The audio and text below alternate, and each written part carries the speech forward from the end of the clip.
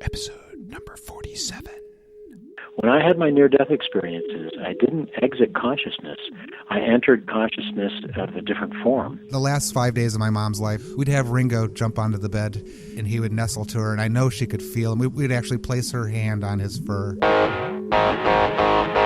You know, you learn about cultures and you learn about people, and especially talking to the older generation, you learn about what it was like for them 60, 70 years ago, and that's just an eye-opening experience that I don't know where I would have found that if I wasn't in the milk truck. Why didn't Yoko step in and say this isn't what he wanted? Well, she did it. She's the one who had him cremated. Yeah. So, yeah. Oh, Yoko.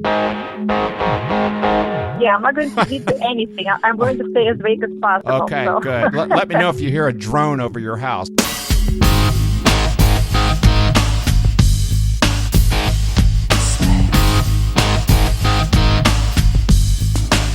Hi, this is Brant Huddleston, host of Dance Past Sunset, the show where we explore ways boomers and their aging parents can boogaloo into and past their sunset years using the very best tools, tips, and technologies for peak living and travel. Now, every month I receive in the mail a lovely little package with a hand-painted cover of an exotic place where I might like to live. Inside this package are stories of people just like me, boomers, who for one reason or another have decided to take a walk on the wild side and fully explore the pros and cons of living outside the United States. That package is International Living Magazine. And in this episode of Dance, I talk with Dan Prescher, a senior editor and writer with the magazine, and more than that, a person who walks the talk. You see, 17 years ago, Dan and his wife, Susan Haskins, left snowy Omaha, Nebraska, and have lived south of the border ever since, enjoying the sunshine, great food, low prices, and camaraderie of other North American expatriots, or expats as they are called. In this show, you'll get an inside peek into Dan and Susan's life, their tips on how to live on $2,500 a month or less, how expat living affects their marriage, advice on staying connected with grandkids, the good, the bad, the ugly of living in a developing country, and so much more. You'll even get a short lesson on the proper technique for eating fried grasshoppers with your mezcal.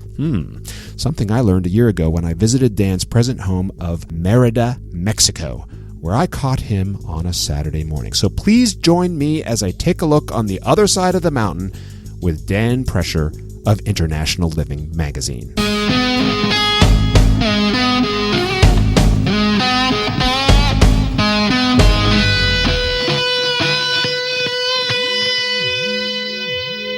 Morning, Dan.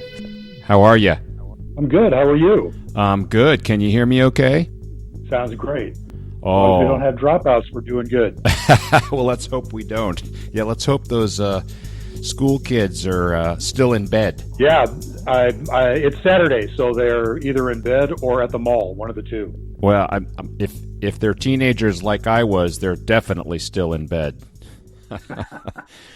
Well, good to catch up with you. I really appreciate your taking the time and you're being flexible with the schedule.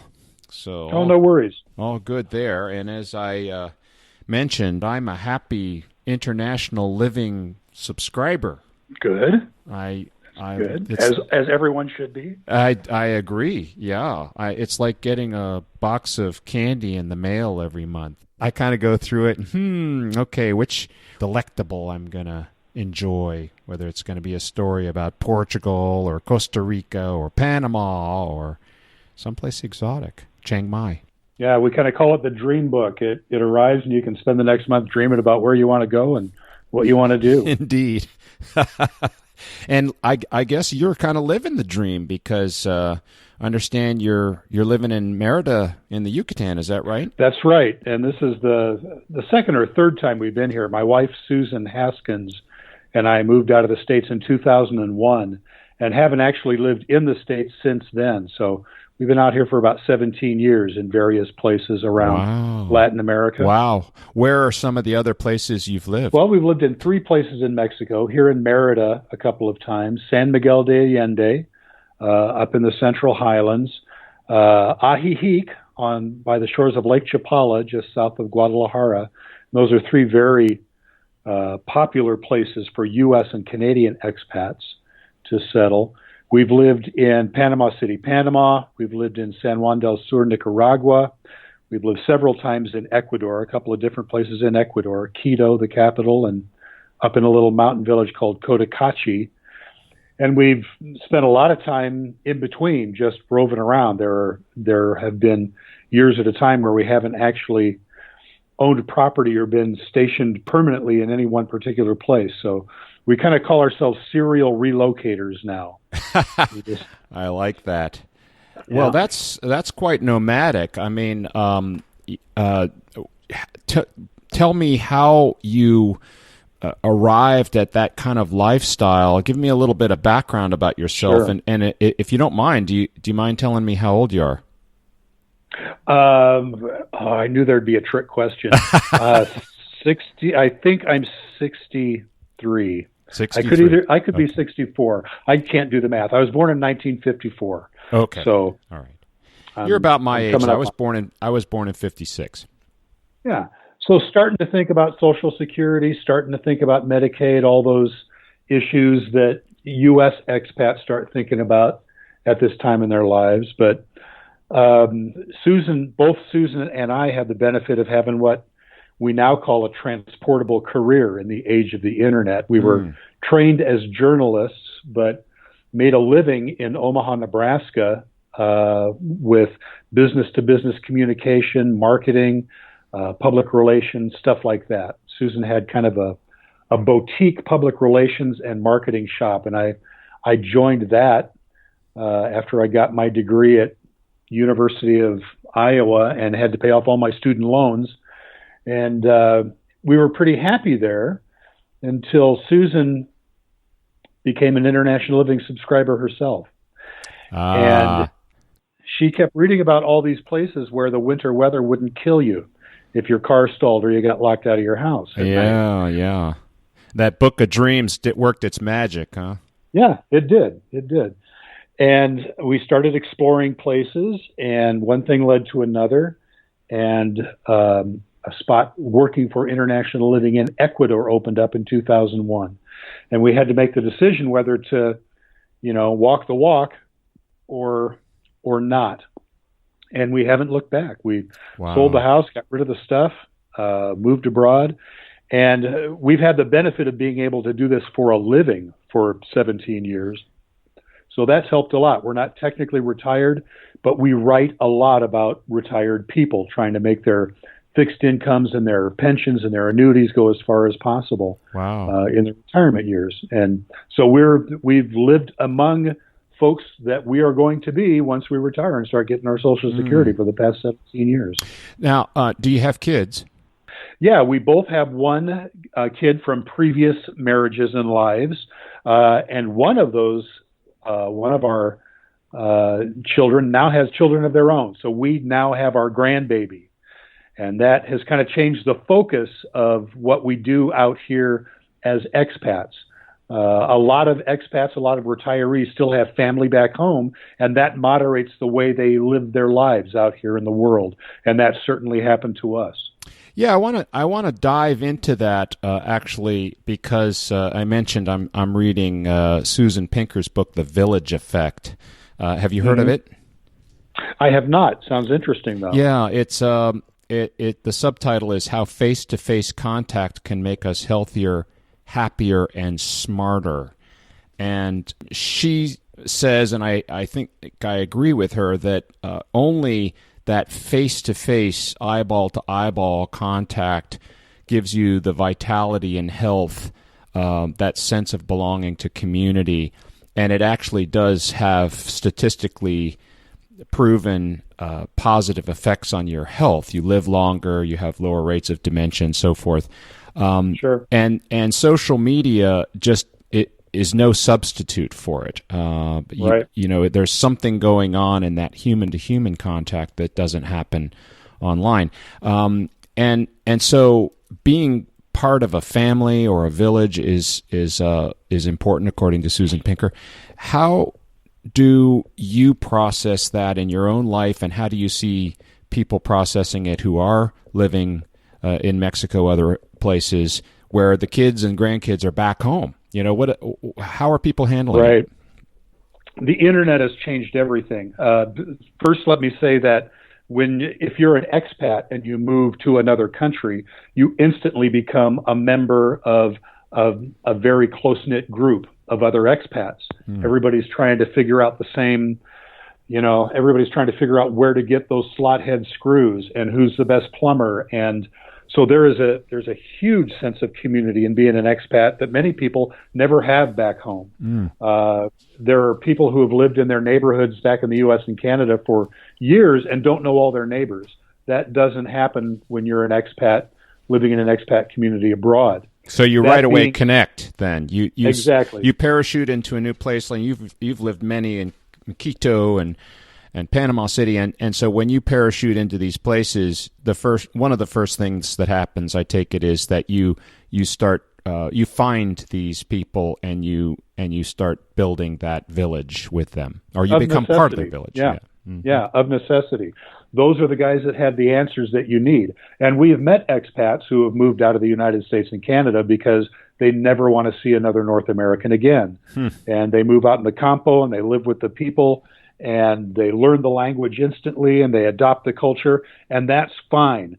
Though that's a rare breed, though. By far, more people we know enjoy being part of that community and getting the help that community has to provide.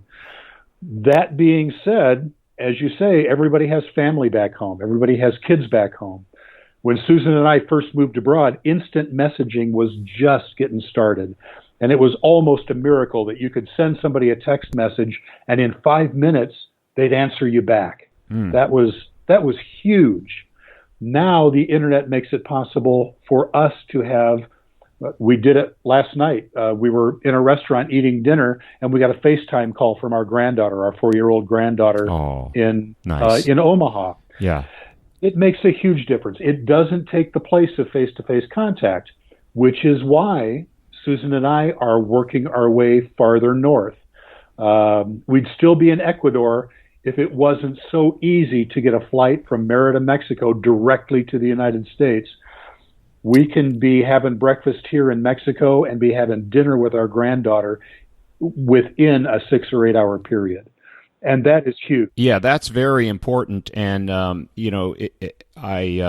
been to Merida, as I mentioned. I was there a year ago and loved it. Absolutely a gorgeous little colonial city, really. It's got it's got everything you could want, a Target and a Lowe's and a Walmart and around the periphery. And then, of course, in the center of town, you have that lovely market tomorrow, Sunday mornings. Is Sunday or is it today? There's a market someplace almost every day, but the one down in the Zocalo in Centro is Sunday. Yeah, Sundays. Yeah, loved that.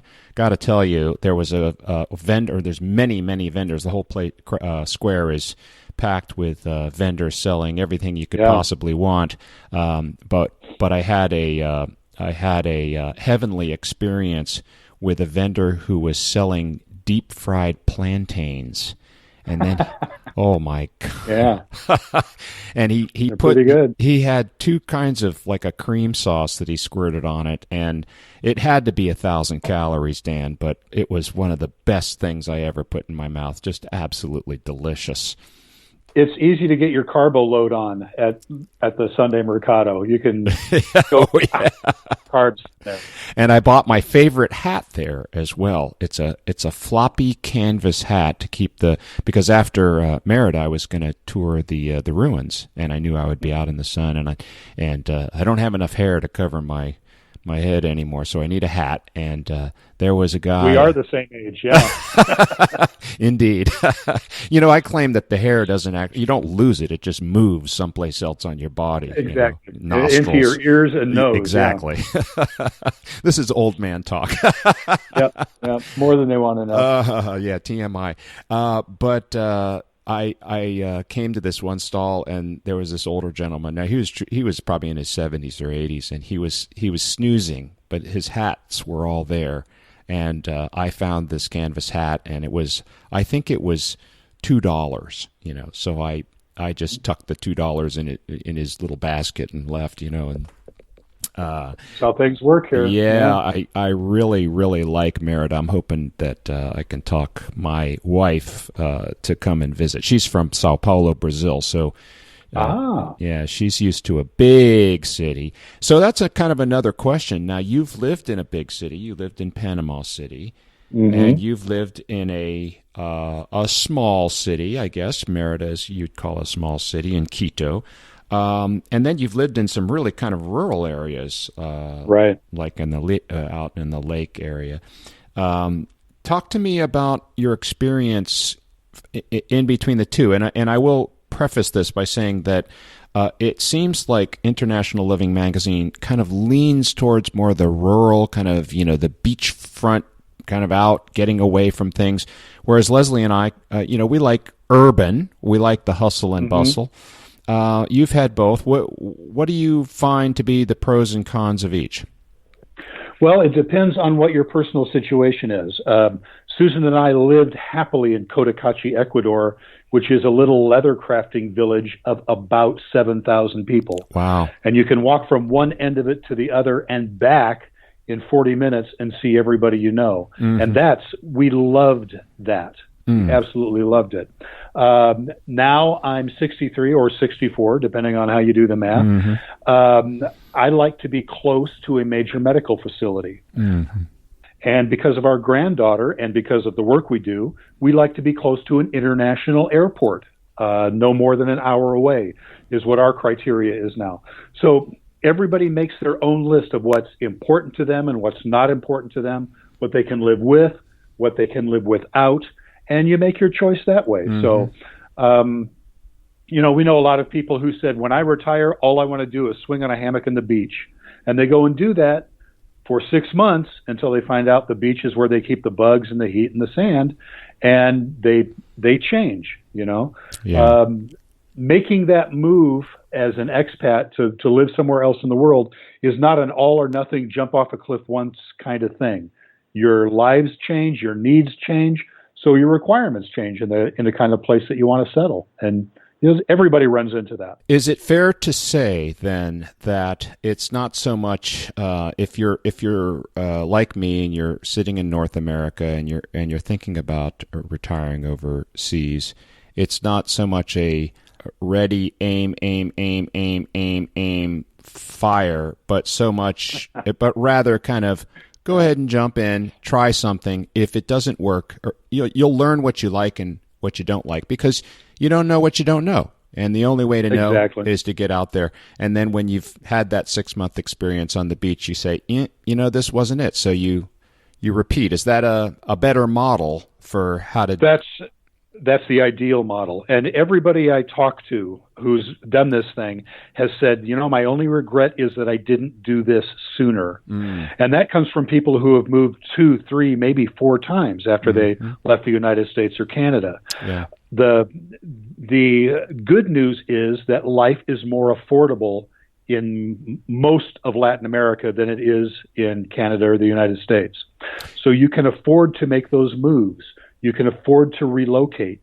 You can afford to change your situation if you find out that you don't like it. It's also very possible to try a place for 6 months without buying a property at all. Rent, find a long-term rental, see if it fits your needs. Because, you can do all the research you want, as you say, but when you get on the ground, you'll get a gut feeling almost immediately, certainly within the first month or 2. Right. And it doesn't make any difference how much research you've done. That gut feeling is what you go by. Does it pay to do a reconnaissance mission of say, 5 days? I mean, I've not been to Panama City. Again, Leslie, being from Sao Paulo, she and I both really want a bigger city. Panama City looks, would it pay for us to make a trip down there and just hang out for 5 days and say, how do we feel here? And then go home? Or do you think it's better to go ahead and jump in and try to do a 6-month thing? Well, no experience is bad experience. The difference is good advice. Being there. Am I breaking up again? No, I just said that's good advice. Yeah. No experience is bad experience. The difference is being in a place long enough to find out what it's like not being on vacation.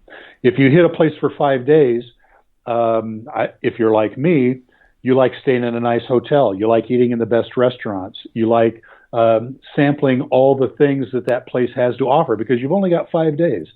And you enjoy yourself. You splurge a little bit. What happens, though, if you're there for 30 days or 40 days and you have to deal with getting mail or getting your utilities set up or paying your phone bill or doctor's appointment, getting from one end of town to the other, Uber, a taxi, a bus?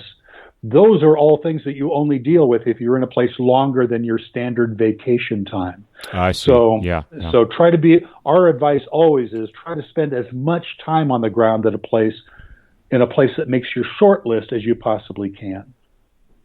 You mentioned that Susan and you have learned to value a good medical facility and a well-connected airport. Mm-hmm. And that seems to make a lot of sense to me.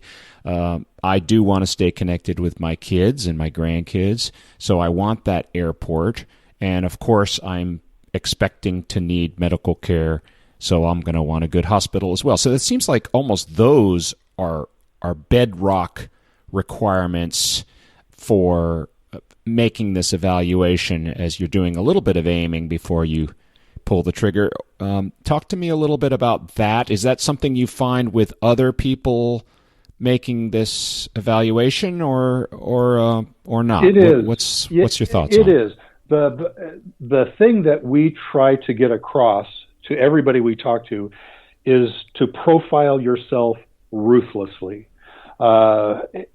and really ask yourself seriously what you need and what you don't need, because if you sounds very zen. Exactly. If you love to bowl, or if you love a certain brand of roasted red peppers, and that makes your life worthwhile, you won't be happy if you go to a place where you can't do that. It doesn't make any difference what else that place has. You can convince yourself that you want to live on a beach, that you want to learn Spanish, that you're going to write that book. But if there are things that are so important to you that not having them ruins your life, you got to be close to those things, and you got to make sure that those things are available where you go. So ruthlessly profile yourself. Now, ruthlessly profiling yourself and ruthlessly profiling your marriage and your partnership, that's a different ball game, right? I mean, how long have you been married? Long time, right? Oh, coming on 21 years. Yeah. Okay, that was the other trick question. Yeah.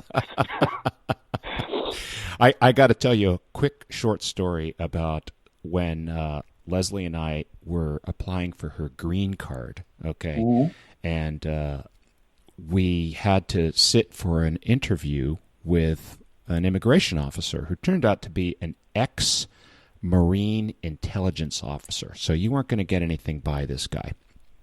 And Leslie was as nervous as a cat on a hot tin roof. She just kept saying, "Now, Brant, you've got to know all the answers. What kind of perfume I use? I've seen all the YouTube videos." I said, "Leslie, honey, those are just trying to scare you. Nobody's going to ask me what perfume you use, because if I did know the answer, I would surely not be your husband, because no husband." It's a dead giveaway, right? Right. So we sit down in front of this Marine. And the first question he asks me is, "What's your wife's birthday?" And I got it wrong. Ooh. I gave my first wife's birthday. Mm-hmm. Tricky guy. So he looks at me, and Leslie looked at me cross-eyed and turned several shades of purple. And then I just burst out laughing because I realized what was happening, and everybody relaxed, and it was fine after that. But I did make a big goof with Leslie. But it is important, I think, to I would say a great challenge if you're married, and now you're not making this decision just for yourself. You're not just ruthlessly analyzing your own interests, but you're analyzing that of this third entity, which is called your partnership. How did that work for you, and what kind of effects do you see it having on other marriages? We see it all the time. International Living does half a dozen conferences around the world every year. And every year there's a significant number of conference attendees who are there doing reconnaissance for their spouses. And if your spouse is not on the same page as you are with this whole thing, you got a problem. Or a team, you're a unit, you're an entity. And part of being ruthless in your profile is realizing that it's not just you, it's another person, and it's this third thing called your marriage. Susan and I were tremendously fortunate in that we both came from the same professional background. We both had a sense of adventure, like, yes, we can do this. Let's go give it a try. If one of us had been dragging our feet, it wouldn't have worked. Susan and I both work for International Living and have for the last 17 or 18 years. So not only are we life partners, we're professional partners as well. Mm-hmm. And that has worked about as well as anything in my life has ever worked. You know, wow. I couldn't ask for anything than that. If you can approach that in your own situation, both being on exactly the same page with exactly the same goals, unified in your approach, that's the ideal. Wow. If one person has to be dragged kicking and screaming into it, it's not going to be a pleasant time. And that is honestly one of the big reasons we see a lot of people fail as expats, because the team is not on board. Mm-hmm.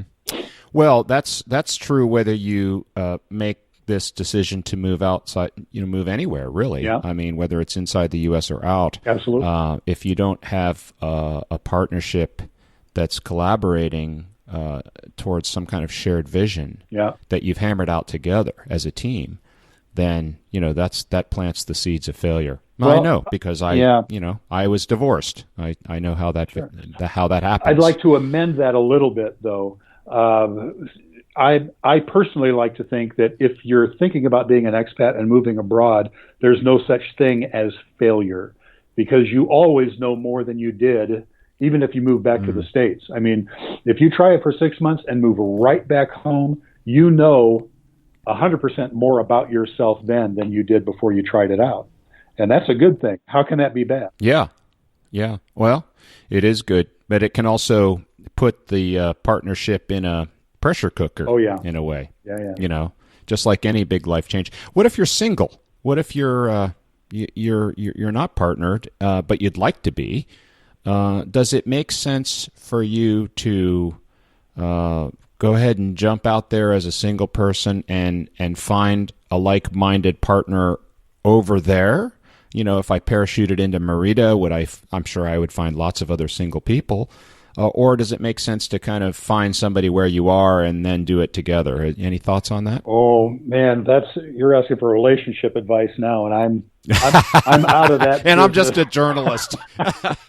But I will say that over the years that Susan and I have been doing this, we notice dramatically more female singles doing this, taking the adventure. For some reason, wow. North American ladies are moving abroad for that adventure in droves, probably because they can. The internet has made all of that possible. They have connected groups of support people that they can lean on when they get to a place, and they don't particularly care if they find a mate or not. They may have already done that mate thing and they're finished with it. They want to go and have their adventure now. There's a lot of those gals out here, just a lot of them having fun, just swinging away. Good for them. Yeah. Yeah. Well, and there you go, single male listeners. If you're looking for an adventurous lady who's already out there having fun and living on the edge, you know where to go. You got to be ready for rejection, though, Pard. You really do. What else is new? Yeah. Well, let's talk a little bit about the Atlanta conference. You mentioned it. You have several conferences. You've got one coming up in April, right? April 21st. That's correct. Is that right? Yeah. We have a couple of conferences in the United States each year, and that's the chance for people who maybe don't have their passports or are just now starting to think about this entire concept and would like to do it close to home instead of going to another country to do it, to find out about what this expat thing is all about, this international living thing. So it's kind of a kitchen sink conference. We don't cover any one country exclusively. We talk about financial affairs. We talk about Social Security. We talk about healthcare. We talk about every country that we know and love. And it's all in there for 2.5 days. It's pretty intensive, and people are usually more confused afterwards than they are before they go. But that's a good thing, because you need, as you say, you need to know what you don't know. And those conferences are a great place to find that out. So the Atlanta conference is where you're going to get hit by the fire hose, and as you mentioned, it's a general conference. Now, I've seen other international living conferences that are location specific. In fact, I think you just had one on Panama. You had one on Mexico, and right? Costa Rica is in the mix as well. Yeah, we any place where we can get 500 to 600 people in a comfortable facility with enough infrastructure where they can get in and out easily, and we can tell them what we know. That's what we try to do. So, talk to me a little bit about cost, because I think that's one of the big appeals of moving outside of the United States, which is arguably one of the most expensive places in the world to live, all things considered. Now, I may be retiring. I may have not saved enough money, or I've gone through a divorce and my 401k has become a 201.5k, and I'm looking down the road and saying, gosh, I could live to be 80 or 90. Nowadays, people are living a longer time, and I don't have enough money. I've got to make some hard decisions. Maybe I should look at Mexico or Costa Rica, or someplace where I can live for pennies on the dollar. But talk to me a little bit about that. How many pennies on the dollar can you live on? Kind of, best case, and then what are some of the more expensive places that maybe the advantages aren't as great? Talk to me kind of about the range. The good news is that you can live as cheaply or as expensively as you want anywhere on the planet. I mean, you can move to Belize and spend $1 million a year if you want. There's nothing prohibiting you from doing that. But imagine moving to a place where the weather is such that you never have to use heating or air conditioning. Take that off the top of your monthly budget.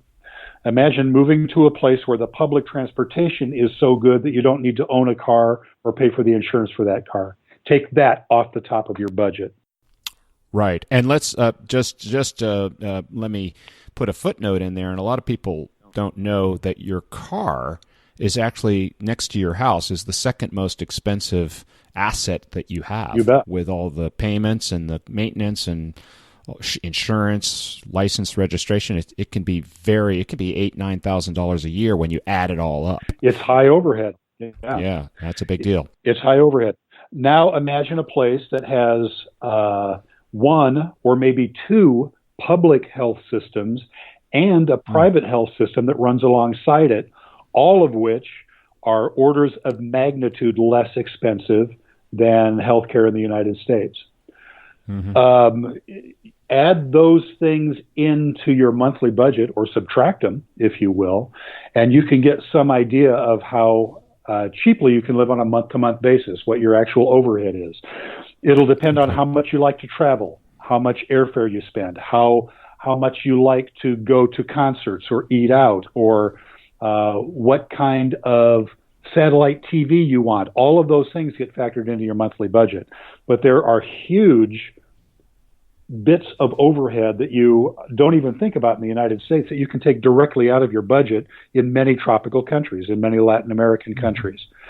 So Susan and I wrote a book on how to live well on $2,500 a month overseas. That number is still more or less accurate. If you're going to live in a big city, you'll spend a little more, but your infrastructure is going to be better. If you live in a place like Cotacachi, oh my gosh, we saved a lot of money living in Cotacachi. We cooked for ourselves. We got $2 lunches. We played cards instead of going out to shows. It was probably the best bang for buck that we have ever had in our lives. So you choose that for yourselves. As I said, you profile yourself. You see what you can live with, what you can live without. You pick the place that meets your needs, and it's almost guaranteed that you'll spend less money, and often significantly less money, than you did for the same lifestyle in the United States, just because of the lower healthcare costs, the lower utility costs, the infrastructure costs. It all goes down.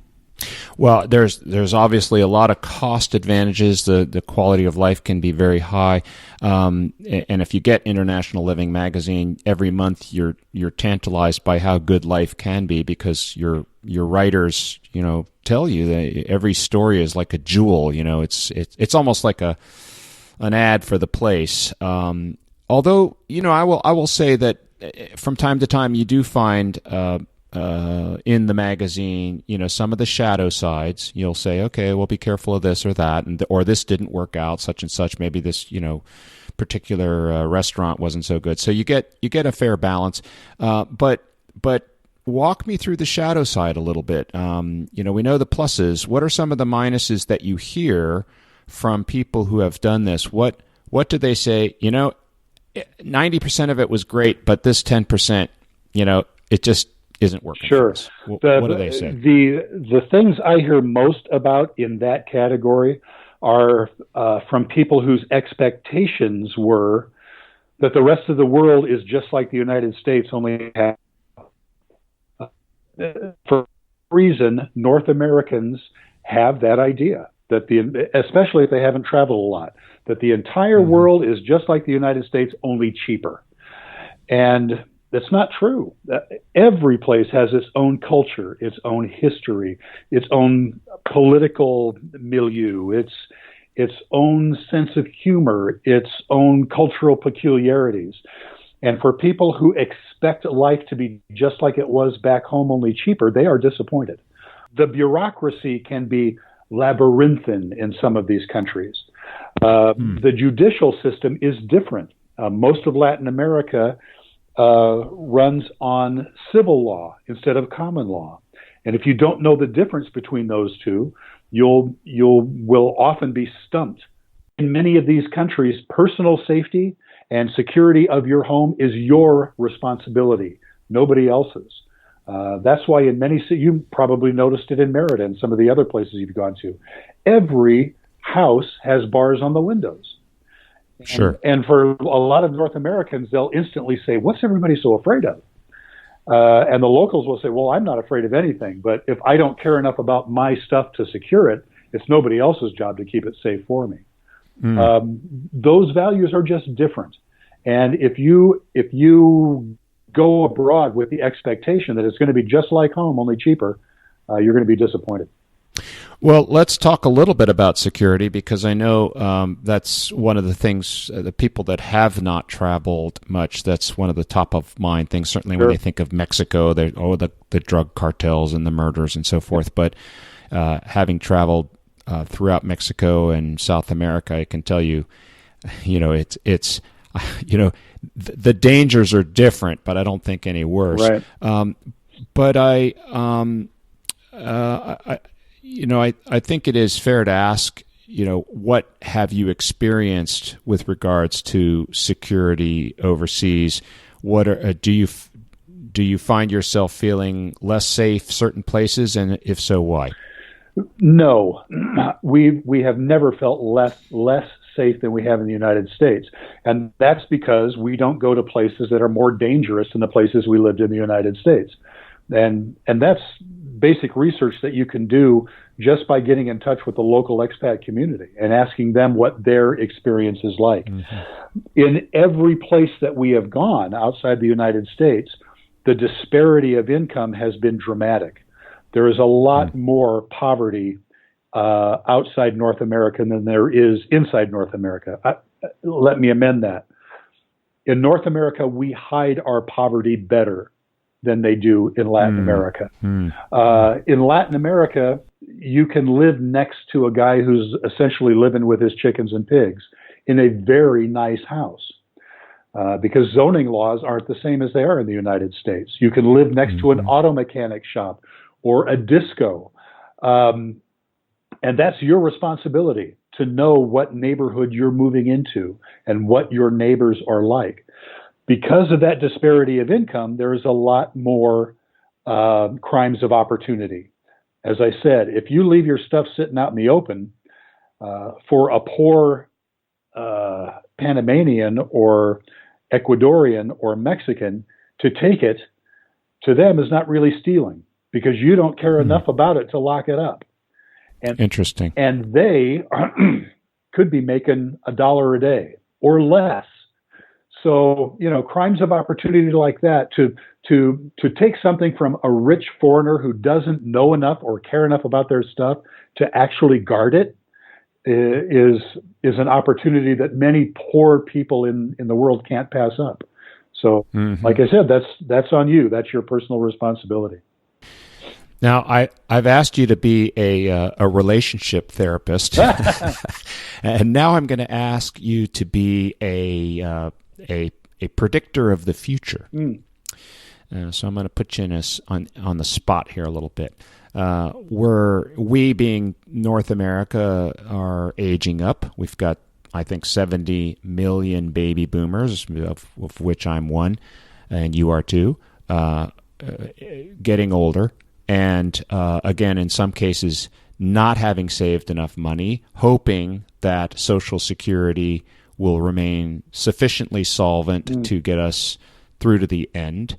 So some have called this the Silver Tsunami, and have said not complimentary, but with a warning that that it has the potential of capsizing the U.S. economy because there's just not enough money to take care of all these people, and certainly not enough warm bodies to take care of all these people. And you get to be 80 years old, you need a lot of care, and there's just not enough people to do that. So, there's a lot of healthcare executives who are, sounding the klaxon, saying this is a big problem. This tsunami could, really hurt us. Are you seeing that? Are you watching it? And if so, what kind of effects do you think it will have on the whole movement that International Living focuses on, which is helping people move from one place to another and retain all the things that they value: security, health, ability to stay connected, and so forth? Sure. What do you predict? Well, we already see it growing. I mean, we don't track our conference attendees or our subscribers for privacy reasons, but I can tell you from personal experience after doing this for 17 years that the numbers of people trying it out are growing. They're growing all the time. And financial factors, political factors, privacy factors in North America have a lot to do with that. I will predict that in the near future, for all the reasons you named, we will see more what we call economic refugees out here. Interesting. In our world, moving abroad just for economic reasons is not generally a good idea, because it means that you probably aren't moving for a love of the place that you're going to, or out of a real sense of adventure. You're moving because you can't make it back home. That is going to be the case for more and more people for all of the reasons that you mentioned. So I think we'll see a lot more economic refugees out here. That's not a bad strategy. I mean, it's perfectly possible to get by on much less out here, but realize also that the weather's warmer, the people are nicer, the food is better, the adventure factor is incredibly high. Again, don't, if you're going to move for economic reasons, try to put your heart into it as well. Don't just move for your pocketbook. Move for your heart as well, and pick a place that you're actually interested in, that you actually want to find out more about, where you actually enjoy the culture and the people. That'll make all the difference in your experience. That's good advice. That's really good advice. If you are first considering this, what are some of the very first steps that a person should take when they're maybe this is the first time they're even hearing about International Living Magazine and the whole idea of living outside the U.S.? What is a kind of a recipe for how they should proceed? That's a really good question. The internet has changed a lot of things in the world for good and for ill, but one of the great things it's done is made research really easy. And, internationalliving.com, our website, all of the Facebook pages for specific locations, you can now get on the internet and talk in real time to somebody who's living the life you're thinking about in a place where you're thinking about living it. That kind of research is invaluable. So just start talking to people. Start asking the questions. Profile yourself ruthlessly. Take stock of everything you own, everything you think you need to have a happy life, and then imagine yourself in another country tomorrow where you can't get any of those things. How happy will you be? What do you need to add back in to make yourself a happy camper in whatever part of the world you go to? Make that list, talk to the people, then get your boots on the ground for as long as possible in the places that make your short list. The research is not hard to do. The collected knowledge of the entire human race is at your fingertips with your computer. So the research is not hard to do. The experience is what you need to get. Now, the computer for this recipe is an essential ingredient, the ability to connect over the internet. And yet when my wife goes back home to Brazil to visit family or whatever she does, the internet is so bad there that the connectivity drops to almost zero. Yeah. So I have to ask about the evaluation that International Living Magazine does every year, where you have your best retirement destinations. You just came out in your January issue with the best destinations for 2018. And I don't know where to find that critical ingredient, which is how good is the internet? Because if I pick some place that's great in every other regard, but I get down there and there's no high speed bandwidth, I could be cut off.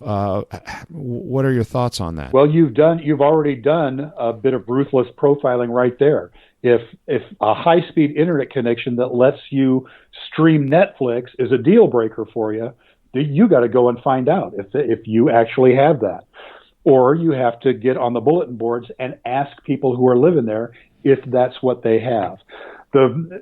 These are incredibly hard calculations to make for entire countries, because you can vary from neighborhood to neighborhood.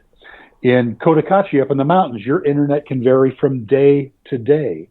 You can have incredibly good internet in Panama City until they do street construction somewhere and break the cable, and then you're stooped for a week.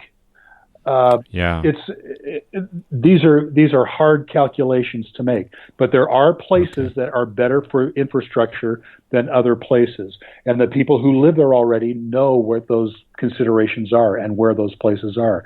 In general, the larger the metropolitan area, the better the infrastructure.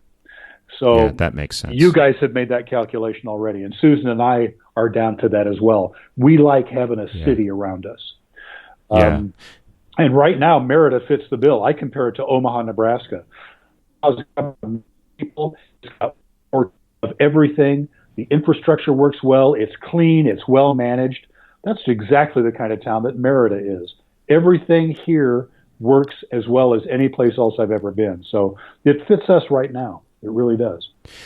Well, in closing, give me a few tips here. Merida is probably, I loved it, a little too small probably for us. We might be more attracted to perhaps Panama City. Mm-hmm. My concern there is just so sticky and hot.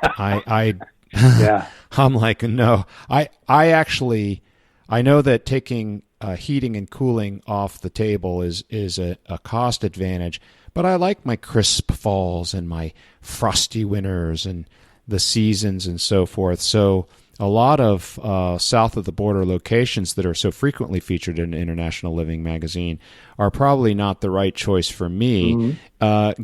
Given that, where would you point me? City, urban, cosmopolitan, maybe, not as big as Sao Paulo. That's a mega city, but, we live in D.C. now. We like it here. It's good. It's a big city, but it has a metro and museums and lots of nightlife and things like that. And it has the seasons. The problem, of course, is it's very expensive. Right. It's a very expensive city. What would you recommend? Well, I think your tastes and Susan and my tastes are kind of converging here. We loved Medellin, Colombia, a big, bustling, modern city with all the conveniences. The news cycle on Medellin is still stuck back in the old cartel days with Pablo Escobar, but Medellin is a safe, modern, working city. And the weather is perfect. It's up in the mountains. Quito, Ecuador, a big, bustling capital city, not very well appreciated by a lot of people because they don't want that big city. But if you want a big city around you, a convenient big city, Quito fits the bill.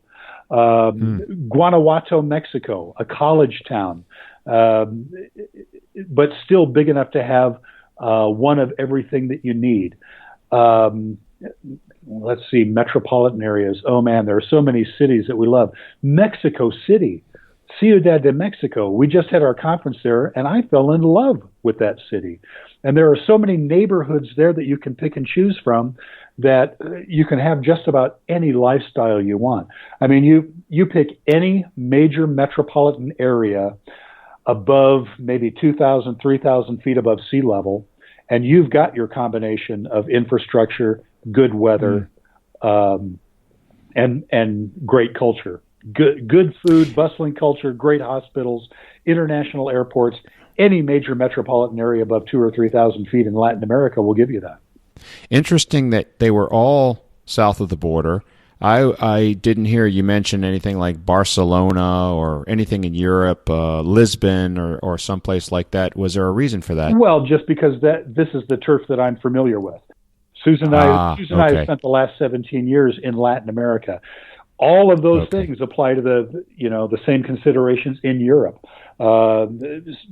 Southeast Asia is even more cost effective than Latin America. Vietnam, Thailand, incredibly affordable places to live. The considerations are different. You're a lot farther from family. The culture is vastly different. People, if they don't know Spanish, they're at least comfortable with a little bit of Spanish and learning some. It's a lot harder to learn Vietnamese and Thai for most North Americans. So those considerations are different. But no, you can apply all those criteria to any place in the world. In fact, all things being equal, if I had to retire someplace tomorrow and it were just up to me, I'd retire in Ireland. It's my favorite country on the planet. But not because it's incredibly cost effective, not because the weather is the best on the planet, just because the beer, Dan, and the music, the beer, the whiskey, and the music. No place on earth has. Oh yeah, the whiskey too. Yeah. Let's not forget the whiskey. All right. Well, I just want to leave the audience with a little ninja mind trick that I've used as I've gone through this evaluation. If you're living in an American city and your grandkids are a couple of hours away by airplane in another American city and you think, oh, that's no big deal, well, why then would it be any more of a big deal if they happen to be over there instead of over there? You know what I mean? You nailed it. Yeah, it's really a matter of being able to jump on an airplane four times a year, get back to the kids, be there for that birthday party or wedding or birth of a new grandchild, as I'm about to have next week. Congratulations. Yeah, thank you very much. So, yeah, I mean, we do live 2 hours away from my daughter who's having a grandchild, but I don't see that as, the Chinese wall. I just, it just is what it is. Yeah. Last question. You mentioned a book, How to Live on $2,500 a Month, that you and Susan co-wrote. Tell me about the book. We wrote it. Was it last year or the year before? We just took all of the stuff that we've been writing and thinking about and doing for, at that time, the last 15 or 16 years, and put it all in a book. It's on Amazon, and it's one of those books that, you can put almost anything on Amazon now, and it will peak for a few hours. This peaked for a couple of days in finance, in expat lifestyle, in retirement categories, and it's just our collected wisdom for 15 or 16 years of doing this stuff. It mentions some specific countries. It mentions some specific strategies for stretching your money farther, healthcare, just all of the stuff that we've been dealing with for, almost 2 decades now. Look up Dan Prescher or Susan Haskins on Amazon and it'll pop up, because that's the only book we have on there. And I'll also put a link in the show notes so folks can just go there and click, and boom, it'll take you right through to Amazon, to Dan and Susan's book. Well, Dan, thank you so much. It's been incredible. Any final comments or thoughts, recommendations that you would have for the audience about international living and taking the great adventure over there? Well, if it appeals to you at all, start doing the research now. International living is a great resource. There are dozens of other resources now. The internet has changed everything. All of that is at your fingertips. And as I said before, the most common comment I've gotten from people who have already done this is that they wish they had done it earlier, even if they failed, because it's an experience, it's a life experience that you will never regret. It really is. So last question. Who does your covers? The beautiful, I'm looking at the March issue, which is, I guess, someplace in, it's Panama. This is the special Panama issue. Beautiful watercolor. I guess these are watercolors. So beautiful. And then the February issue is on Asia. There's a beautiful Asian temple here and all sorts of pinks and yellows and orange flowers. Who does those for you? I will just say that I'm a word guy. I'm not a graphics guy. But the folks at the home office at International Living know their magazine stuff. They pick people to produce those beautiful covers, and you're just going to have to get a magazine and look at the masthead to see who's responsible for that, because I think that'll tell you. Well, I have to put on my cheaters to read the fine print here. If you hear the rattle of the magazine there, that's the February issue, and I got my March issue just the other day, and of course I've poured through it. Amazing, and I enjoy it so much. Well, Dan, thank you. Will I see you if I can finagle a ticket to Atlanta? I'd love to. Are you going to be there? I serve as the MC for most of our conferences, the ones that happen in this hemisphere. So yeah, if you make it to any conference we have in this hemisphere, the chances are I'll be up there for 2.5 days. Well, Atlanta, that's not this hemisphere. So that's the northern hemisphere. So you will not be in Atlanta? I'm at the western hemisphere. Oh, the western. So, okay. And where's the dividing line? I need help with my geography. Where does the line going vertical? They usually don't send me on the other side of the international date line. Because to make that, not Asia. Yeah, to make that trans-Pacific flight, I need first class or I get phlebitis. Okay. I'm a tall guy and it's torture for me, so I haven't talked him into first class to Asia yet. Well, Dan, thank you again so much for your time. I hope to make it down to Merida and we can hang out at the Barro Negra and have that'd be cool. have a flight of mezcal. I think I sent you a picture of of the. Were you actually able to find a table in there? Because we've been by there and we've never been able to get in. I did. I walked right in through those swinging doors like John Wayne, and came in and twirled my 6 guns and said, "Give me a table." No. Cool, that works. Okay, I'll try that next time. No, I'm just kidding. I walked in. Yeah, they put me at a table right away, and I was anxious to try mezcal, which I had not experienced up here, and they brought me a lovely. I'll put a picture up on the show notes, but I think I sent you one. It was a little wooden board, and it had 3 different 3 different tastes of different mezcals, all of which were delicious, by the way. Very nice and smoky. Like that a lot. Yeah. And then 3 slices of what looked like a lime but tasted like an orange. It was, I don't know what it was, but it was delicious. And then a salty, crunchy, chewy little pile of grasshoppers. Grasshoppers, yeah. Chapulinas. Yeah. Is that what they're called? Okay, so, and I asked the guy, how am I supposed to eat this? And he said, just like you would tequila, I think you, let's see, you take how does it work? I forget now, there's a sequence, I don't drink that much. There is, and I don't know what it is. I think you do the salt first, and then you swig the tequila, and then you chew the lime. So in this case, you would eat some of those grasshoppers, then hit the mezcal, and then do the citrus. Yeah. And it was great. I loved it. I had 2 flights and wobbled out. All right, Dan, I'm going to let you get to your Saturday, all right? It's been a pleasure, really. I enjoyed it. Thanks, Brant. Appreciate it. All right, bye now. Ciao. A big shout out and thanks to Dan, Susan, and the rest of the team at International Living Magazine. If this show has piqued your interest in living and working outside the U.S., then I recommend you check out IL's April conference in Atlanta, or one of their many other special conferences, or the magazine. You'll find all the information you need at internationalliving.com, or just look in my show notes for a link to their site. You'll also find a link to Dan and Susan's book, The International Living Guide to Retiring Overseas on a Budget, How to Live Well on $25,000 a Year. I like that. I've ordered my copy, and you'll want to order yours. Grasshoppers? Well, you'll find the picture of them in the show notes, too. When I visited the lovely city of Merida about a year ago, I devoured a whole plate of the little buggers, washing them down with ample shots of mezcal. They were so good, but I gotta say, they left me feeling a little jumpy afterward.